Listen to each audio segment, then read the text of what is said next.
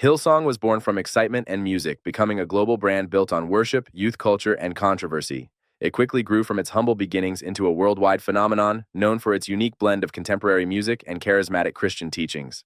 Founded in 1983 in Balcombe Hills, New South Wales, by Brian and Bobby Houston, Hillsong emerged from the legacy of Brian's father, Frank Houston, who had established the Sydney Christian Life Center in 1977. This foundational connection to Frank Houston's ministry set the stage for Hillsong's future growth and eventual challenges. By the 1990s, it had grown into a megachurch, planning campuses worldwide and creating popular musical groups like Hillsong Worship, Hillsong United, and Young and Free.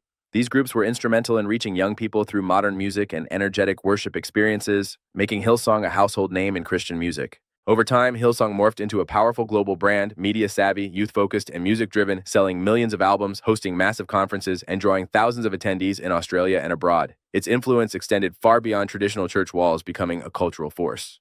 Hillsong's music swept church culture globally, with their songs consistently topping Christian charts and even winning prestigious Grammy Awards. Their unique sound and accessible lyrics resonated with millions, establishing them as pioneers in modern worship music. What a Beautiful Name brought them international recognition, becoming a widely recognized worship anthem that transcended denominational boundaries. This song, among others, solidified Hillsong's reputation as a leading voice in contemporary Christian music. Public figures like Guy Sebastian, a judge on The Voice Australia, have openly distanced themselves from manipulative aspects of organized religion, citing personal experiences with fear and exclusion in church communities. His statements highlighted a growing concern about the practices within some religious organizations. A major scandal erupted over founder Brian Houston's father, Frank Houston, who admitted to child sexual abuse spanning years and multiple victims in the 1970s. This revelation sent shockwaves through the church community and raised serious questions about accountability. Frank died in 2004 without criminal charges, leaving many questions unanswered and a profound sense of injustice for the victims. His death without legal repercussions further complicated the path to healing and accountability for those affected. In 2021, Brian Houston was charged under Australian law with failing to report those crimes to police, bringing the long-standing issue back into the public eye. This legal action underscored the ongoing struggle for transparency and justice within the church. Although a court later found him not guilty, ruling he had a reasonable excuse, our critics widely contend that church leadership delayed justice and prioritized institutional reputation over the well-being of the victims. This verdict sparked further debate about the church's handling of abuse allegations. Victims were treated secondary to institutional reputation, highlighting a troubling pattern of prioritizing the church's image over the suffering of individuals.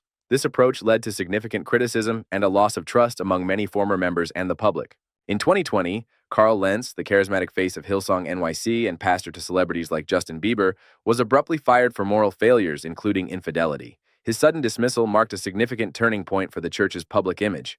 He later faced additional allegations of sexual misconduct toward a former nanny, further deepening the scandal and intensifying scrutiny on Hillsong's leadership and internal culture. These accusations added another layer of complexity to the church's growing list of controversies. Lentz's high-profile downfall triggered broader scrutiny, bringing Hillsong's internal culture under fire and exposing deeper systemic issues. The controversies surrounding him led to a re-evaluation of the church's practices and accountability mechanisms. Allegations range from exploitation of volunteers, racism, unpaid labor, and spiritual manipulation, painting a picture of a church that, despite its outward success, harbored significant internal problems. These claims challenge the very foundation of Hillsong's operations. Hillsong expertly used modern concert-style worship, dramatic lighting, euphoric music, and enthusiastic volunteer recruitment to create an intense emotional experience. This carefully crafted environment was designed to foster deep engagement and loyalty among attendees.